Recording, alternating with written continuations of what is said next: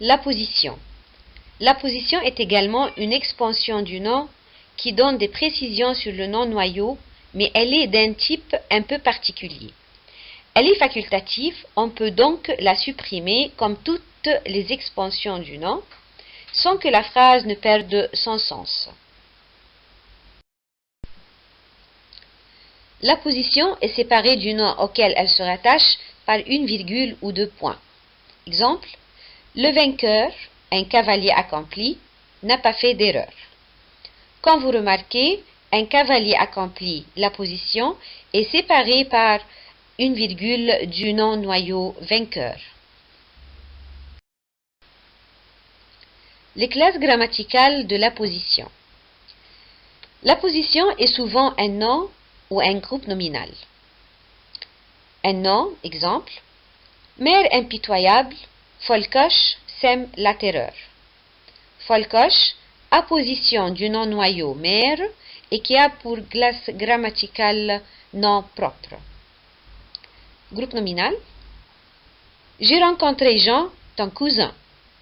Ton cousin, apposition du nom noyau Jean et qui a comme classe grammaticale groupe nominal.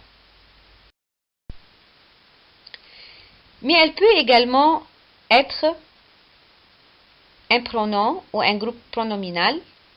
Exemple, vous devez remplir vous-même la dernière page.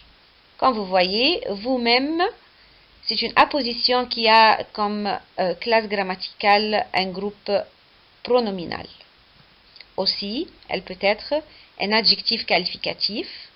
Exemple, aimable et compétent, Monsieur Arnaud satisfait ses clients. Aimable et compétent, apposition du nom noyau Monsieur Arnaud et comme classe grammaticale, c'est un adjectif qualificatif. Un groupe infinitif.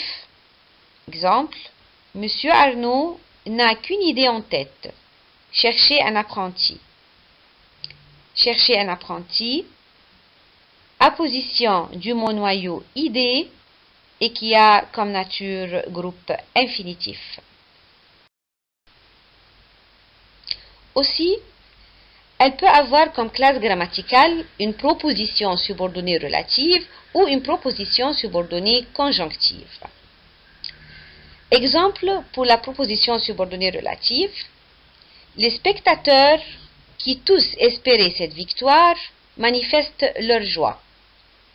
Qui tous espéraient cette victoire, apposition du nom noyau spectateur et qui a comme nature proposition subordonnée relative. Finalement, une proposition subordonnée conjonctive, exemple, pour l'instant, M. Arnaud ne pense qu'à une chose, qu'un apprenti se présente. Qu'un apprenti se présente, une apposition du nom noyau chose et qui a comme classe grammaticale proposition subordonnée conjonctive. Attention, il ne faut jamais confondre l'apposition et le complément du nom introduit par deux. Si vous dites par exemple la ville de Paris. Paris ici, c'est une apposition au nom ville.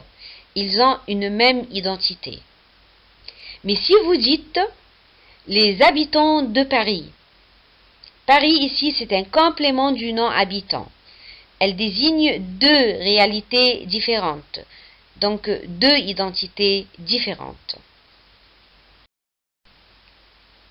Et maintenant, mes élèves, vous avez comme devoir, dans votre livre Terre des lettres, vous faites l'exercice numéro 1 à la page 382 et l'exercice 4 et 5 à la page 383.